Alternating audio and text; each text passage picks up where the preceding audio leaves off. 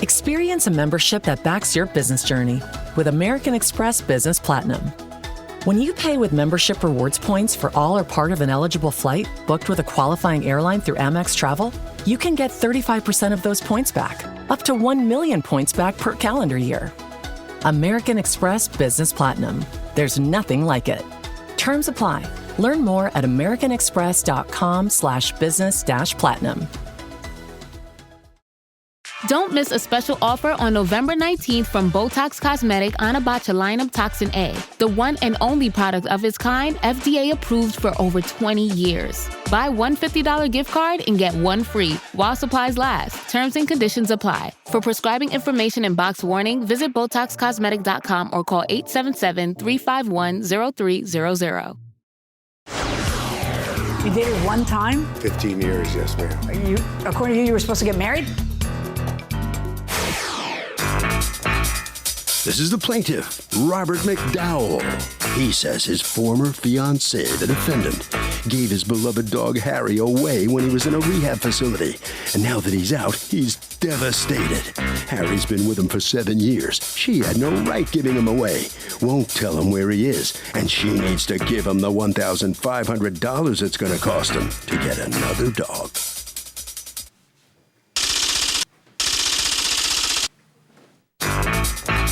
This is the defendant, Julia Cortez.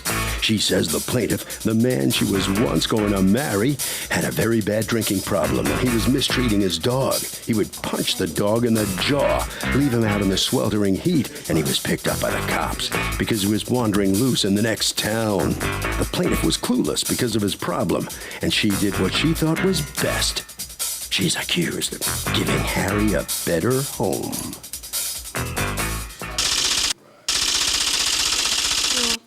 All parties, please raise your right hand. What you are about to witness is real. The participants are not actors. They are actual litigants with a case pending in civil court. Both parties have agreed to drop their claims and have their cases settled here before Judge Marilyn Milian in our forum, the People's Court. Be seated. Come to order, please. Litigants have been sworn, Your Honor. Thank you, Douglas. You're welcome, ma'am. Robert McDowell? Yes, ma'am. Okay, you are suing your former friend, Julia Cortez, for $1,500, the value of your dog, which, according to you, she, without your consent, gave to a shelter, gave away to a new home. What happened? That's correct. However, I don't know what the truth is of the whereabouts of the dog. She told me 3 different stories, and Well, now let's start from the beginning. Okay. How do you know each other? We used to work together in New Jersey in a cabinet shop. She was in the office and I was in the shop, and I met her through my job, and she drove me to the bank to cash my check, and we dated for like one time, and then she became my friend, and then she became close with my mother through the years. I've known her about 15. You dated one time? 15 years, yes, ma'am. According to you were supposed to get married? Mm-hmm. You dated one time, you were supposed to get married? No. That's what all you other girls have been doing wrong. No, it wasn't like that. Did you date more than one time?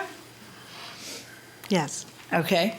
All right. Well, in any event, according to you, she's like a sister to you. And what happened? Okay. I was like out of control, and my brother and what is like out of control? Well, I was drinking in excess and on a daily basis, and my brother and Julie and John here. John came into my life. Someone sent him for me. Are you in treatment now? No. Yes, I am. Yes. Right. Okay. So anyway, the 3 of these people got together, my friends, my brother and my 2 friends here, and they decided I should go to rehab. And Julie said she would watch my dog, come and let him out, and take care of him. And then when I came home from rehab. Okay, hold on. What period of time was this? When was this? Let's see. It's like 4 months ago. Okay. And she told you she'd watch your dog, she'd come over, feed the dog, walk the dog, let the dog out, and when you came home from rehab? There was no dog, so I said, Julie, where's my dog? Where's Aaron?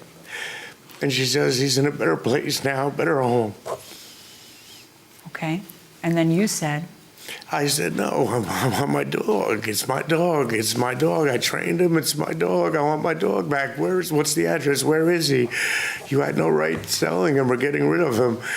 I own the dog. I want my dog. Give me the address. I'll go there and get my dog right now. What kind and of she dog wouldn't is tell this? me the address. She wouldn't tell me what happened to the dog. She gave me 3 stories. One, that the vet put him down because he was angry towards the other dogs through separation anxiety or whatever. That was one story. Another story was a home in Pennsylvania adopted him. She had him neutered. And I just want my dog What was the back. third story? The third story, that an agency had the dog adopted and she didn't know the whereabouts of him. I'm coming to you in a minute. What Okay. kind of dog was this? A special dog, a Weimaraner. It's a European hunting dog, and they're very expensive.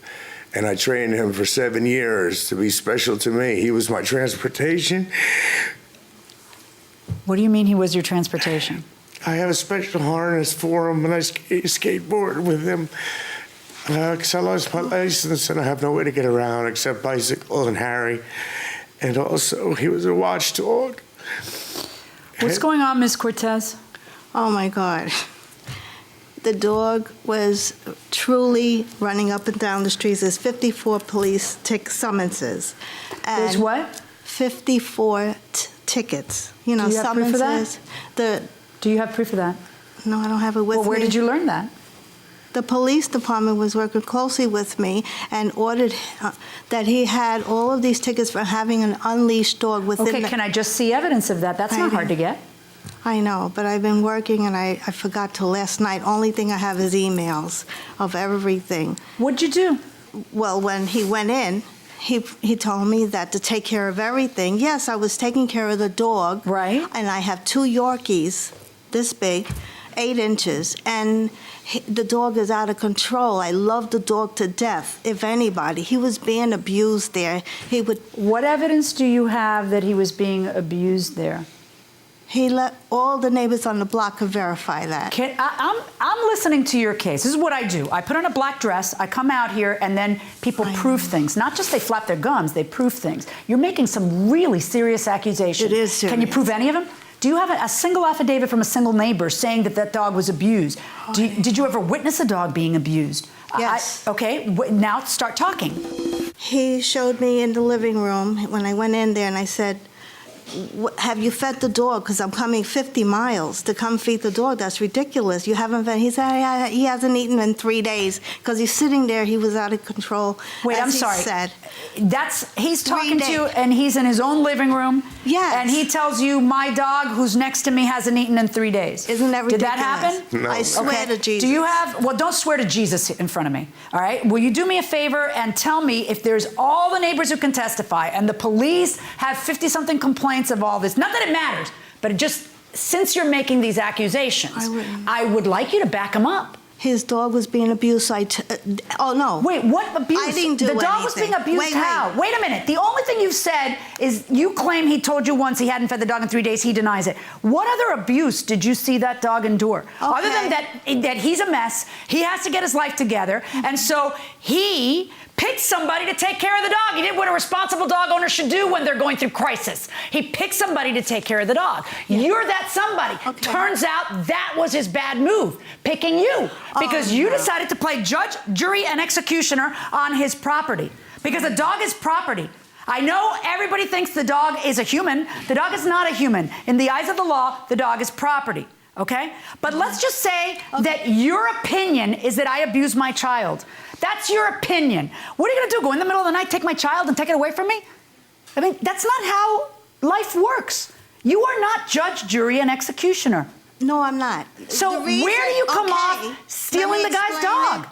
No, I didn't steal the dog. Yeah, you did. No. Where's the dog? Return the dog. Can you do that? No, I can't. Why can you not return the dog? Because when he was out in the street, he had the dog loose. The police impounded him. And then you did what? And then he was in there for days, and he told me, go get Harry, go get Harry. So then you got Harry, and I started and then how long were you taking care of Harry after that?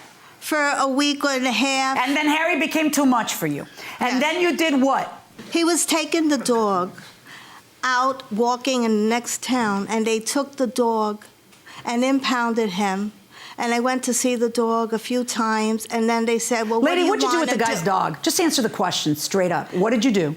The what do you call the rescue place? They went and had him transferred to their other facility. And No, I'm asking you, what did you... No. I Listen to my surrendered question. him. You surrendered the dog. To them. To a rescue place. To what rescue place did you surrender the dog? Boundbrook. What was the name of it? I don't know, Julia. You're asking him? I was in rehab. You two were supposed to Don't take talk care to of each He other. knows. What is it? Well, why don't you tell us? You know, you're the one who surrendered it. So where did you surrender the dog to? To Boundbrook. Boundbrook? In Whitehall Station, New Jersey. In Whitehall Station, New Jersey. New Jersey. Is this the first you've heard of that? Yes. She's never told you that? No.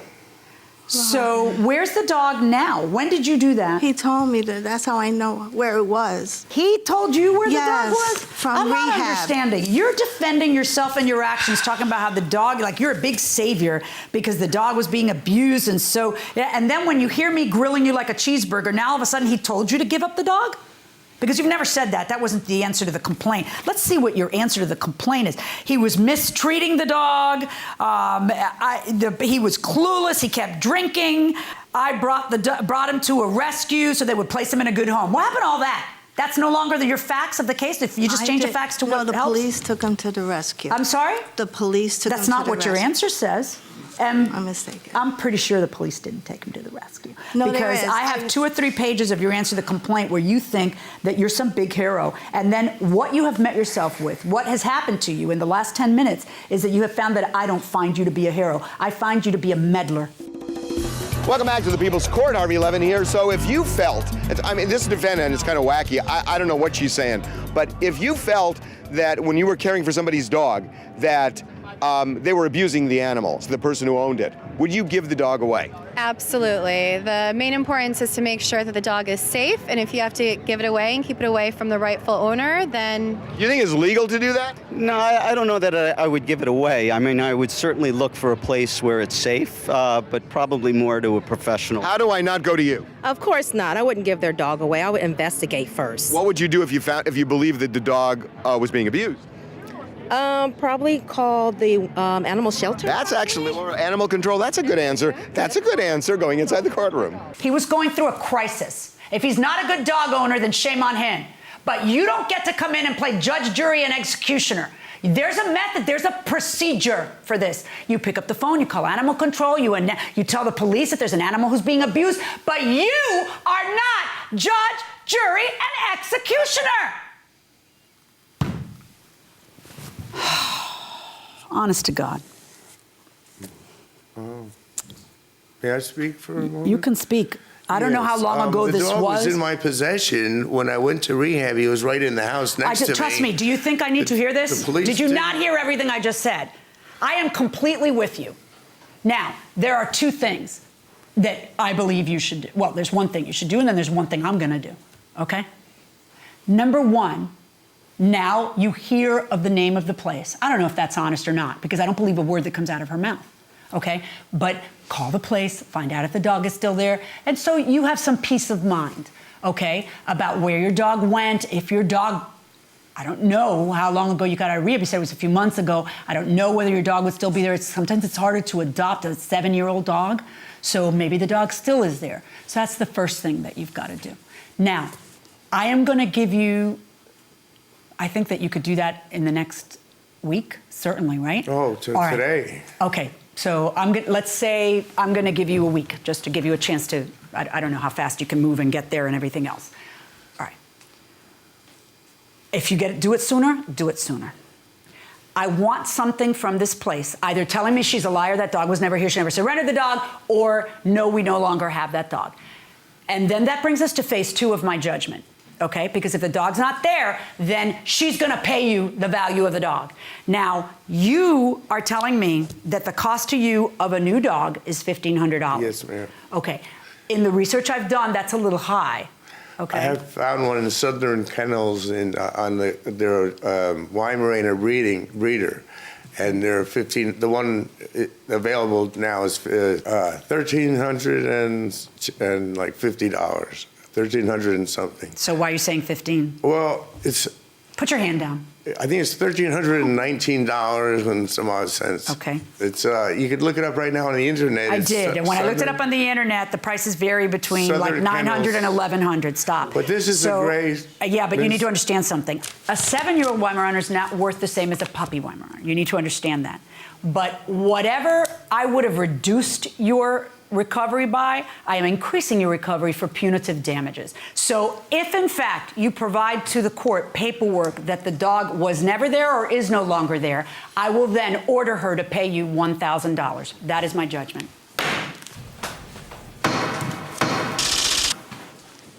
Well, this is the defendant coming out on the hallway here. Step over here. Tell me, do you realize what the judge is saying, that you had no right to act the way you did about the dog? Yes. You regret what you did? No, because it wasn't that story. You know, that what he stated. So that's okay. Mm-hmm. Do you want him to get his dog back? He shouldn't have a dog. He abuses the dogs. There's a history in that town. He's very famous for it. I should have provided, but I didn't want to make gossip in the town. No. Okay. All right. Head right around the corner this way. And okay, let's see what the plaintiff has to say. So you heard the judge's ruling here. Step right in here. What do you think of this outcome? Well, I'm a little disappointed that she dropped the cost of the Weimaraner because I spotted one that's identical to what I had for $1,300. Would you rather awarded $1,000? Get the dog or get the $1,000? I would rather have the dog back. Mm-hmm. I want the dog back. I want my dog. Mm-hmm. Well, why'd you get so emotional in the courtroom like that? Because I love my dog. We all love our dogs. Yeah. Okay. Let's go to Harvey. The plaintiff found out about the dog at the animal rescue facility. It turned out the dog had already been adopted, so the plaintiff got $1,000. That will do it for this case. Litigants for the next case on the way into the courtroom right now. This episode is brought to you by Nespresso. Gift magical mornings with Nespresso Virtuo Pop. Compact and stylish, Virtuo Pop is made to meet every morning coffee craving. From espresso to coffee, hot or iced, at the click of a button.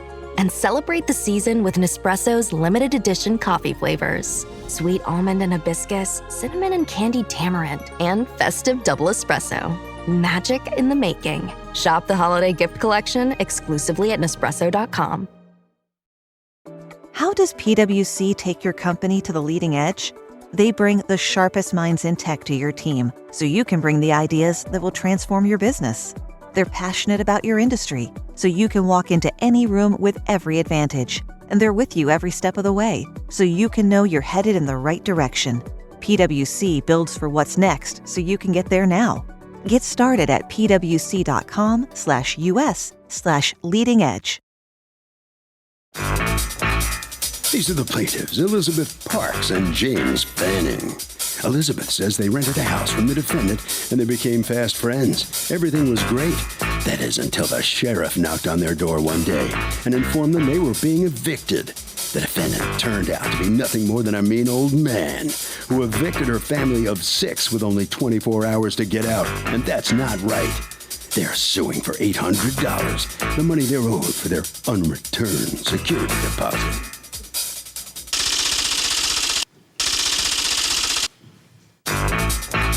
This is the defendant, Julian Perez Lambert. He says the plaintiffs always had trouble paying him the rent they owed.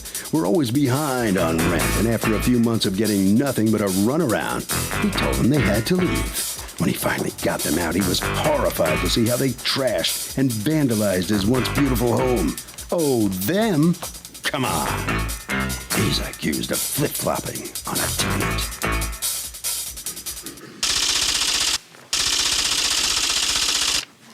All parties, please raise your right hands.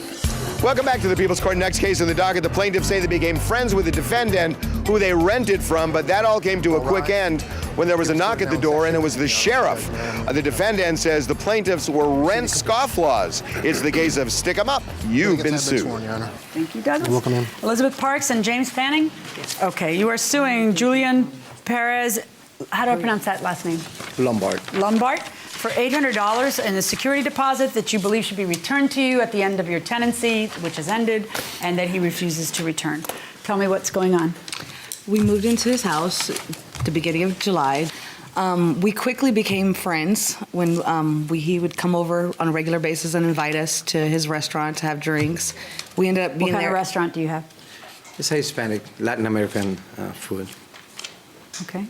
So like I said, we became friends and we liked his house. We were only there for 4 months, but it was a quick friendship. We paid the man every month on the first Friday. I'm not going to say on the first, but the first Friday of every month when my husband would get his check on that Friday, we would pay him the rent. I lost my job in, I want to say September, and he lost his job in October. November came. We came to him when he came to collect the rent on the 1st of November. I let him know that I did not have the money for him, but that I had found out about a program in our county that would help people by paying their rent for 1 month out of the year.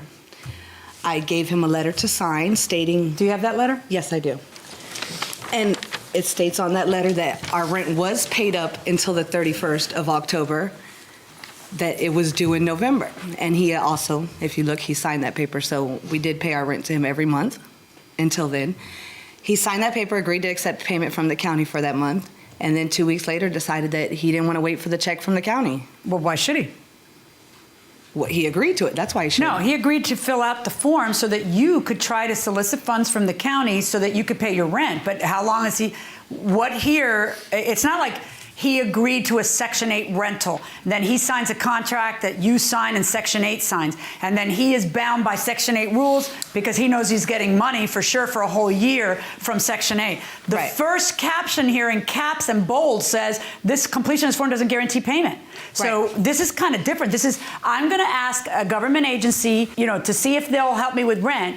Can you help me by signing that so you can prove that I really do pay rent to you and how much your rent is? And so he fills out this form, and then apparently he changes his mind because he's now waited 2 weeks. And he doesn't want to wait anymore. His rent was due 2 weeks ago, and he has a mortgage, and he wants to pay it and whatever else. All right, so what happens? What happens in the 2 weeks?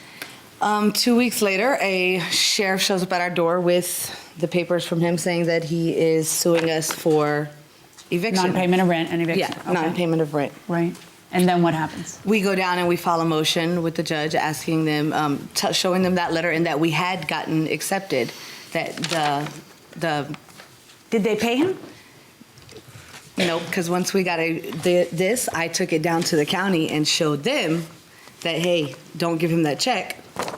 He's evicted. Actually, ironically, had they sent him the check and he cashed it, the eviction gets dismissed. Well, I know that now. Yeah. Because if a landlord is suing for eviction and they accept any rent, the case gets dismissed. All right, so go on. In Florida. Okay, so go on. So about a week and a half after that, we get served with a pink notice on our door that says you have 24 hours to move all your belongings out. Well, that's kind of quick. That was unusual. Yeah. Did you not show up for court? No, there was no court. What you didn't do is you didn't post the rent in the registry. You just said, I have no money. Your motion that you said, basically, other than saying, hey, somebody else is promising to help us out to pay rent, you didn't the statute in Florida has a very specific scheme. It expects tenants who want to contest non-payment to say, look, I didn't pay it, but I have a defense. They won't bring an exterminator and it's rat infested. They won't fix a boiler and I have no, well, that's a bad example in Florida. They won't fix the AC and I have no air conditioning. The electricity keeps up because there's some problem in the, whatever. If there's something like that, then you're supposed to post the money that you're not paying him in the registry. When you don't do that, what a judge is supposed to do, if you don't post the money in the registry, you're just saying, I can't afford to live here. Yeah, you got to get out. That's the only time it works that fast. Right. And in fact, even then, most judges in Florida don't do what they're supposed to do. Well, and because they feel sorry for your side and they just don't. Well, and what I wanted to bring up was our lease actually states that if we don't pay our rent by the 5th, all we do is pay an additional $50 late fee. No, sweetheart. And then when you don't pay that, and then what? You live there forever? No, I'm just saying. Let me tell you how rent works. You don't pay, he gets to evict you. You don't put the money in the registry, you got to go. After how long, though? After the 1st? How could you think that when you're not paying rent, you didn't pay rent for November? First of all, you have a 5-day grace period according to your thing. Right. And then he can charge you an additional $50. Right. Right. And then you don't pay that either, which we're all clear on. Right. And then you're surprised that you got an eviction. Of course you got an eviction. All right. Now, according to you, did they pay on time every other time?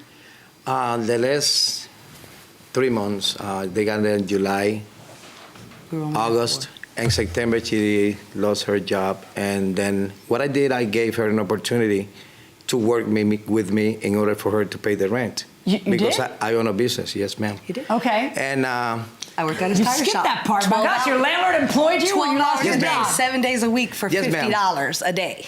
Is that accurate? ma'am, she was working only the weekends. And I was giving her $200 for the weekend so that she Did you can. pay her on the books or under the table? Under the It was table. cash pay under the table. You didn't cash pay me any cash. It was He cash didn't pay pay. me. When did you give What me he cash? deducted, he means that He that didn't you pay weren't me on the any books. cash. Lady. Don't talk to him directly. He means that he didn't actually hand you a paycheck with a W whatever and yada. Right. Okay. None of his employees. Yeah. Didn't pay taxes. None of his Yeah, employees. what I did, Judge, Not you. I put her on the weekends basis so that I can help her paying the rent because Why did that whatever arrangement it was, why did it stop?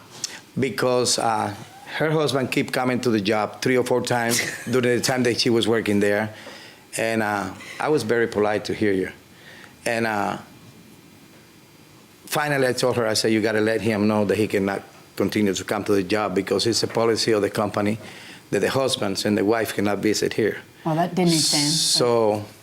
It's a restaurant? No, she was working in my tire store. I own a restaurant and a tire store. Okay. And well, when she finished working on Sunday, and the next week she didn't show up.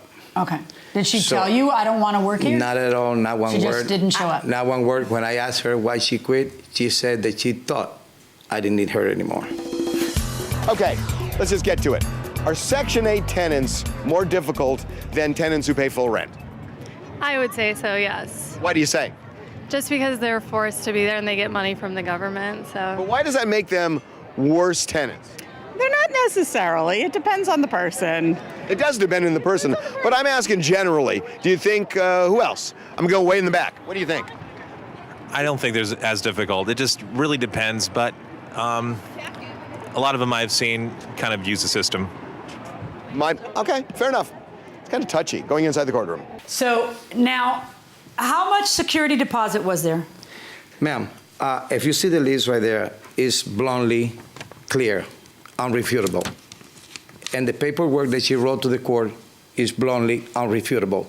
She wrote here on the letter that she answered to the court when the court gave her the opportunity to pay the rent, and she wrote this. I pay every month the rent except November. Right. So how much? What's the rent for November? $800? $800. She gave me in the beginning, first and last month. She got the list. It's right there. Is it clear?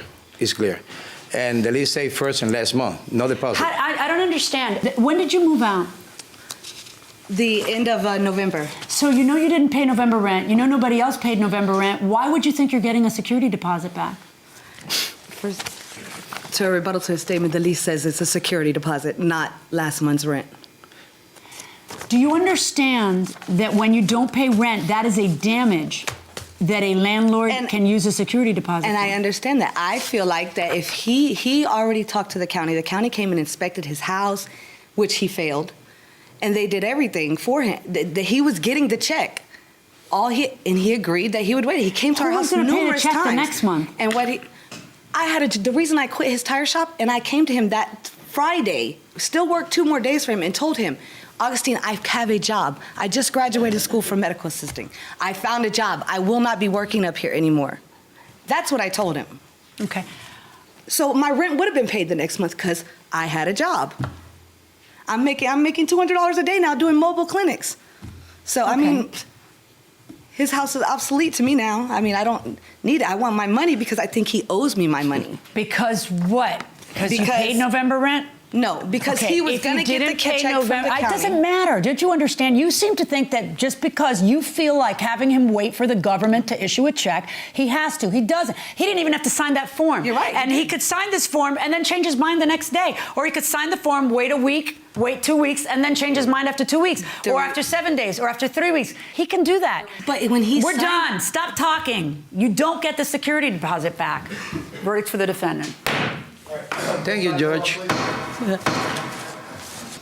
Plaintiff right here out of the courtroom, step in here. You understand the judge's ruling? I do. I don't necessarily agree. There was a lot more that I wish I could have said. I have a whole folder here of different businesses that he opens and closes. He's a scam artist. That's what he is. That's what he'll always be. He argued with us the fact for months that his house wasn't in foreclosure, yet he admits it to the judge now. I mean, Okay, you still have to pay your rent. Oh, you're right. You're absolutely right. Right. You're absolutely right. People fall on hard times. We ask for assistance for 1 month. It's not like there was an everyday occasion. He signed the paper saying we paid every month, but the one.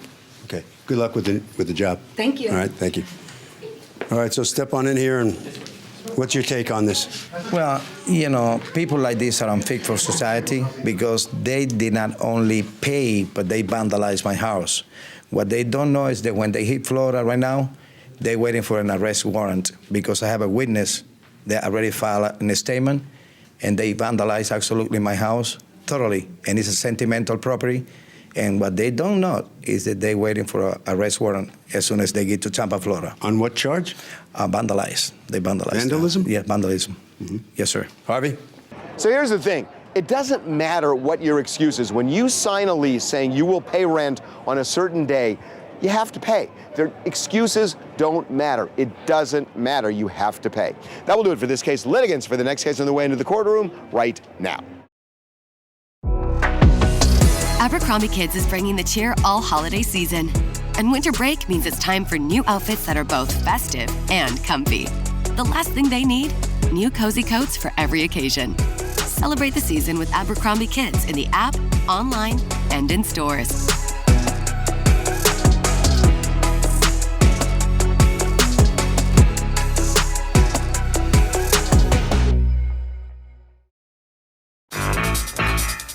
This is the defendant, David French.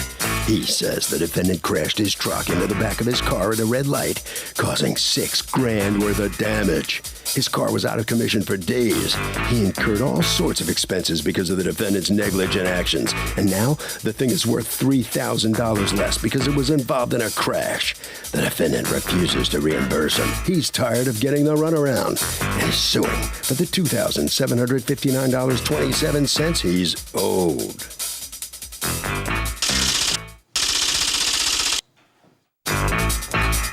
These are the defendants, Adam and Nathaniel Fountain. Adam says his truck lost power as he was driving. He had no brakes and unfortunately ran into the back of the car in front of him. The cops came, didn't ticket him, and the plaintiff's mother drove the car away. His insurance paid the plaintiff $6,000 for the damages.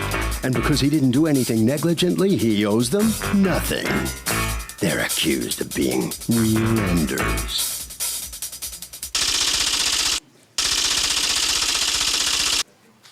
All parties, please raise your right hands. Welcome back to the People's Court. Next case on the docket, the plaintiff says the defendant's truck hit his car and caused $6,000 in damage. But the defendant says his brakes locked, so it's not his fault. It's the case of don't keep on trucking. Thank you, Douglas. Okay, David French, you are suing Nathaniel Fountain and Adam Fountain for $2,759.27 in damages that you say you sustained after he crashed into a car that you own. Tell me about it. Yeah, last August 2012, my mother was in Meriden, Connecticut, and she was stopped at a red light, and the defendant crashed into the back of her. Okay, and you don't deny that, right? No, ma'am. Why did you, what happened? My vehicle had a mechanical malfunction, ma'am. That's what they all say. What proof do you have that it had a mechanical malfunction? I'm a mechanic myself, and the vehicle itself died as I was traveling up the hill. If it died, why did it hit the front of the car? I don't get it. Because I was accelerating at the time before it died, and I was so close to them before I sit there and stopped. I was probably about 2 cars a length before the vehicle actually started slowing down. I'm sorry, so you couldn't hit the brake? I was stepping on the brake, but when the vehicle is off, the brake resumes hard and doesn't have full pressure. You rear-ended the car? Yes, ma'am. That was stopped at a red light? Yes, ma'am. All right. Now, you have insurance, correct? Yes, ma'am. All right. And you made a claim to your own insurance company? That's what I was told by my insurance and his insurance company. Was, all right. And then your insurance company, you subrogated with the claim to them. They paid you, and then they went after his insurance company, correct? They didn't pay me. They paid the auto body shop that well, did the right. They repairs. paid your damages. And then they went after your insurance. Did your insurance company pay up? All I know is that my insurance company paid them out $6,000. That's all I know. Yeah. All right. And what did the repairs to your car cost? Or did you repair it, or was it a total loss?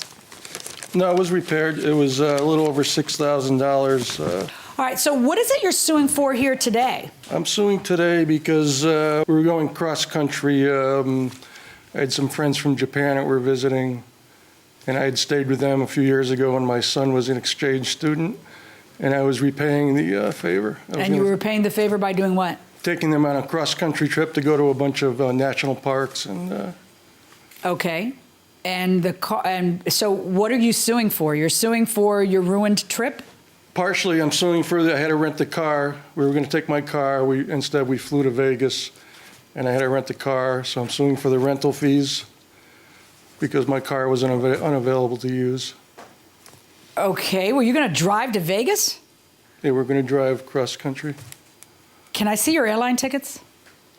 I don't have those. You didn't bring your airline tickets for me to see that they were all of a sudden you had to, because your premise is he needs to pay this incredibly remote consequential damage of he's ruined your plans. And so since he's ruined your plans, why don't you just you're charging for a rental car anyway. Why don't you just rent the car to drive to Vegas? Well, my friends from Japan had a schedule to keep. So I waited 2 days. All right, so you're suing for, let's go through them one by one. You're suing for a repair that you had to make how much later to the car? The repair I made was several months later. Several months later, you have to repair a brake cable, and you're saying it's due to this accident? That's what the service people told me it was. Do you have that in a report by the service people? No. Okay, then you have no proof that it's as a result of it. Amount owed for lost deposit on 2 hotel rooms. Why would you lose a deposit on 2 hotel rooms? Because they were internet specials and they were non-refundable. Okay, show me evidence of the lost deposit on 2 hotel rooms. I don't have that. Next item is amount owed for rental car from August 11th through August 27th while on vacation. Because you feel that it is a reasonable, foreseeable circumstance that you would be in Vegas and would need a car. Do you have evidence of the rental car in Vegas? I have the receipt. Right. Okay. And then you want additional monies for additional rental car after you return while the car is being fixed. Can I see the bill for the car being fixed? And you want $300 for loss of trip. What does that mean? Because he ruined your plans? Yeah, there was something. We were going to visit my son's family in Ohio, which I did not get to do. The accident was what day? It was Thursday, the 9th. Of August.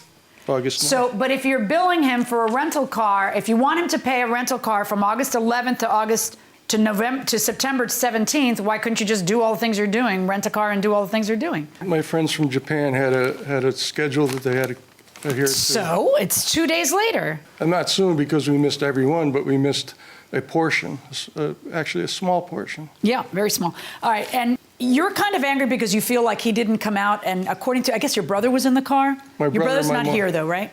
My brother and my mother. Right, your brother's not here to testify. He's mentally handicapped. He wouldn't be able to testify. Your mother passed away since then? Yes. Okay, I'm sorry to hear that. But you are angry because you feel like he wasn't polite during the accident? Where did you get that from, your mom? That's what my mother told me. She said that they didn't really, I mean, she's 85 years old, and you just think a little more deference would be you know. What did you do after you hit the car? So does the plaintiff get the cost of the rental car in Las Vegas? No. Why? Because the accident didn't happen there, and he's going on vacation, so. Well, yeah, but he was going to use the car to go on vacation, couldn't go on vacation, so had to fly, and when he flies, he doesn't have a car. Doesn't that make any sense? No, it doesn't. I thought I made a really good case to you. I mean, I just think that that he should have enough money to buy the rental car. Oh, you guys are cold. Going inside the courtroom. Ma'am, after I hit the vehicle, I got out of the vehicle. I put my strobe lights on because I do repairs for people who break down. So I got out my vehicle. I asked her if she was okay. She sat there and she seemed stunned. So I asked her if she could pull off onto Pearl Street, which was the corner that we were sitting on. And I proceeded to follow her. And when I proceeded to follow her, I proceeded to call the police. Okay. And then the police came, took a report? Yes. Did you get a ticket? No, ma'am, I did not. I have the police report here. Or you got lucky because you should have gotten a ticket. Yes, ma'am, I should have. All right. What's your answer to this lawsuit? What say you to all the claims he's making? Personally, ma'am, I don't feel that I owe him for his loss of trip. I don't feel that, I wasn't negligent. I wasn't intentionally trying to hurt anyone or trying to sit there and ruin anyone's plans. I was just on my way home from cashing my check, and I had an accident. I made a mistake.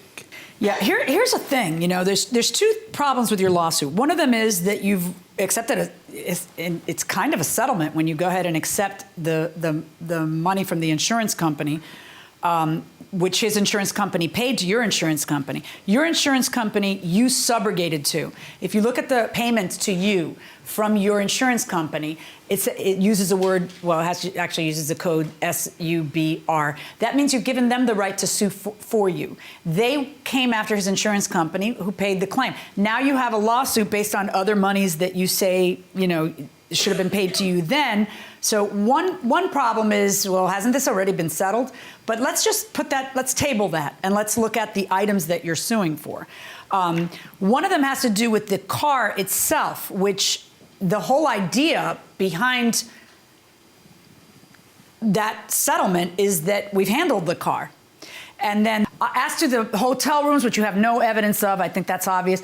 All this other stuff, let me explain to you what court is about. Court is about making you whole for any damages that are reasonably foreseeable under the circumstances. If you hit the car in front of you, you should foresee that you're going to have to pay to repair the car in front of you. And you might have to foresee that you might have to pay for a rental while that car is being repaired. But why would you foresee that the guy's going to Vegas tomorrow with his Japanese friends who are coming in from it, and that he has hotel, and that's going to, you could mitigate your damages by just renting another car. Those would be the 2 weeks that your car is getting fixed. So that same rental car solves your little, but this whole convoluted, well, now you got to pay my hotel. Now you got to pay because I lost a portion of my trip. Now you got to pay all these other, that I'm not buying it. I'm going to order him to pay for the rental car from the time that you rented a car in order for the car to be repaired, from 9/6 to 9/17, the $436.94. As for the other damages, I just don't think that they're reasonably foreseeable under the circumstances, and he doesn't have to pay them. And as for the damage to the car, that's already been paid. Good luck, folks. Thank you, ma'am. Well, the plaintiff sued for over $2,700 and came away with $400 and some for the rental car. What's your reaction to the outcome? What a joke. How come? Well, I have legitimate claims, and I had receipts for 90% of what I had, and the judge just overlooked anything, I think. I know, but she said he wasn't responsible for all those plans that you had made, and you're saying that he should be. Well, he's not responsible for the plans, but he's responsible for the transportation that was unavailable to me. Even a blind man could see that it was obvious. I don't know what the judge must have had blinders on today or something. Okay. All right, head around the corner there, and let's see what the defendant has to say about this unfortunate circumstance. You put yourself in his shoes. Yes. Mm-hmm. Were you disrespectful to his mom, or could you have been more respectful to her at the scene? I don't think I could have been any more respectful. I mean, I asked her if she needed anything. I tried to be as helpful as I possibly could. I've seen many accidents. I wouldn't want my own mother to sit there and be in an accident and someone be rude to her. All right, Harvey. Okay, we get this so much. When you say that your property was damaged, judge is not just going to take your word for it, because people lie in court all the time. You have to bring in hard evidence showing the damage, showing the cost of repairing it. Mint is still $15 a month for premium wireless. And if you haven't made the switch yet, here are 15 reasons why you should. 1, it's $15 a month. 2, seriously, it's $15 a month. 3, no big contracts. 4, I use it. 5, my mom uses it. Are you playing me off? That's what's happening, right? Okay, give it a try at mintmobile.com/switch. Upfront payment of $45 for 3-month plan, $15 per month equivalent required. New customer offer first 3 months only. Then full price plan options available. Taxes and fees extra. See mintmobile.com. Or else you're going to pound sand.